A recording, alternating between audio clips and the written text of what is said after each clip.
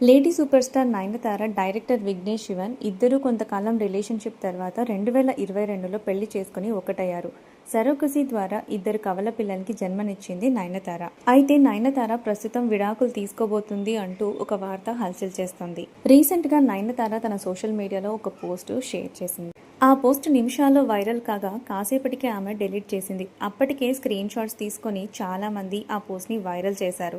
నయనతార, విఘ్నేష్ శివన్ల మధ్య విభేదాలు తలెత్తాయని, త్వరలోనే విడాకులు తీసుకోబోతున్నారని ప్రచారం చేశారు. అయితే నయనతార వీటికి రియాక్ట్ అవుతూ తాను విఘ్నేష్ శివన్తో కలిసి ఉన్న ఒక ఫోటోని సోషల్ మీడియాలో షేర్ చేసి, మా గురించి పిచ్చి పిచ్చిగా రాస్తే మా రియాక్షన్ ఇలానే ఉంటుంది అంటూ పోస్ట్ చేశారు.